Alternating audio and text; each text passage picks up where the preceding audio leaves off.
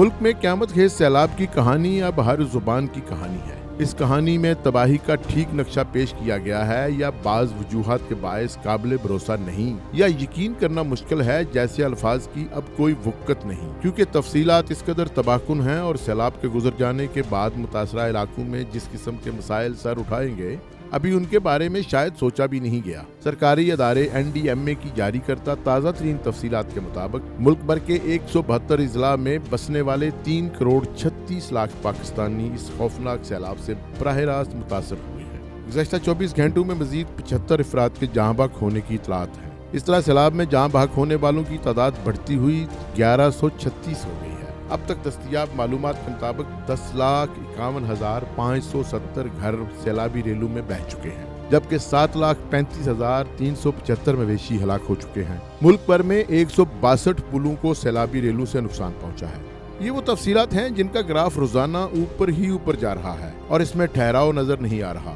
سیلاب سے خبردار کرنے والے اداروں کی طرف سے جن خدشات اور امکانات کا ذکر کیا جا رہا ہے وہ حوصلہ شکن ہے۔ تازہ ترین اطلاعات کے مطابق بلوچستان میں نیا سیلابی ریلا آ چکا ہے، جس میں مہیڑ، خیرپور، ناتھن شاہ، گوٹ ثناء اللہ، کھوسو سمیت سینکڑوں دیہات ایک مرتبہ پھر زیر آب آ گئے ہیں۔ دوسری طرف دادو بند میں پڑنے والے نئے شگاف نے تباہی مچا دی ہے اور درجنوں دیہات میں سیلاب سے تباہی کا خدشہ بڑھ گیا ہے۔ خدشہ ظاہر کیا جا رہا ہے کہ جیسے جیسے شمالی علاقہ جات سے سیلابی ریلا جنوب کی طرف سفر کرے گا، دریائے سندھ پر پانی کا دباؤ بہت زیادہ بڑھ جائے گا اور خاص طور پر جنوبی پنجاب کے علاقوں میں خطرناک سیلاب کی صورتحال پیدا ہو جائے گی۔ دریائے سندھ آہستہ آہستہ بپھر رہا ہے اور پانی کا پہلا وار ضلع لیا میں سامنے آیا ہے، جہاں 30 سے زائد دیہات زیر آب آ گئے ہیں اور عینی شاہدین کے مطابق پانی کی سطح بلند ہو رہی ہے اور اس کے ساتھ ساتھ رجحان جامپور کے نواحی علاقوں میں سیلاب کی شدت میں اضافہ ہو رہا ہے، جبکہ سیلاب سے بری طرح متاثر ہونے والے علاقوں میں اور خاص طور پر راجن پور، ڈیرہ غازی خان اور تونسا کے علاقوں میں جلدی امراض اور پیٹ کی بیماریوں میں بے تحاشا اضافہ دیکھنے میں آ رہا ہے۔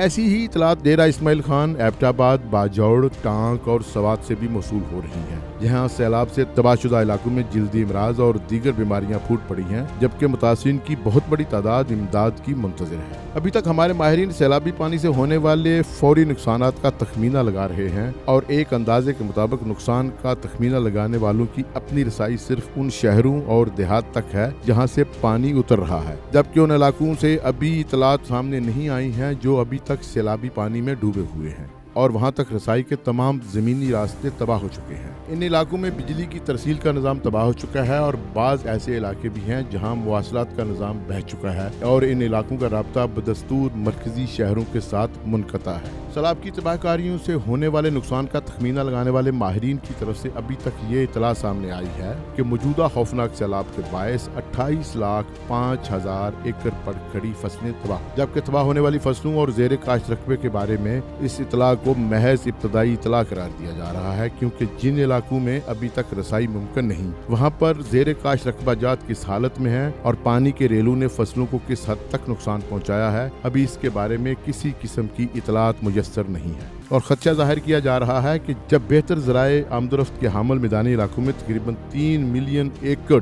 رقبے پر موجود فصلیں تباہ ہو چکی ہیں تو ریموٹ ایریاز میں فصلیں کس حال میں ہوں گی، اس کا محض اندازہ ہی لگایا جا سکتا ہے۔ بالکل سیدھی بات یہ ہے کہ اتنے بڑے پیمانے پر فصلوں کی تباہی کا مطلب ہے کہ بہت تیزی سے تیار ہونے والا غذائی قحط ہمارے سامنے کھڑا ہے۔ شومی قسمت ملاحظہ ہو کہ محفوظ قرار دیے گئے علاقوں میں محکمہ خوراک کے قائم شدہ مراکز میں بھی موجود اناج تباہ ہو چکا ہے اور خاص طور پر ذخیرہ کردہ گندم جو پانی میں ڈوب چکی ہے اس کو اب مویشی بھی نہیں کھائیں گے، کیونکہ پانی میں ڈوب جانے کے بعد گندم تیزی کے ساتھ گلنا سڑنا شروع ہو جاتی ہے اور کسی طرح بھی قابل استعمال نہیں رہتی، لہٰذا جو خوراک سرکاری گوداموں میں موجود تھی وہ بھی زیادہ تر تباہ ہو چکی ہے اور جو فصلیں ابھی تک تیار نہیں ہو سکی تھیں وہ سیلابی ریلوں میں بہہ چکی ہیں۔ ان تمام اندازوں کو اگر اکٹھا کر کے دیکھا جائے تو سیلاب کی تباہ کاریوں سے کہیں زیادہ مہلک خطرہ بالکل سامنے کھڑا ہے۔ سیلابی ریلوں سے متاثر ہونے والی زندگی چند دنوں کے بعد جب پانی اتر جاتا ہے بحال ہونا شروع ہو جاتی ہے، لیکن اگر عوام کے لیے رکھی گئی خوراک کے ذخیرے ختم ہو جائیں یا تباہ ہو جائیں اور جو فصلیں ابھی تیار ہونے کے مراحل میں ہوں وہ بھی ختم ہو جائیں، بھوک اور قحط میں جو صورتحال پیدا ہوتی ہے وہ کسی خوفناک جنگ سے زیادہ مہلک اور تباہ کن ثابت ہو سکتی ہے۔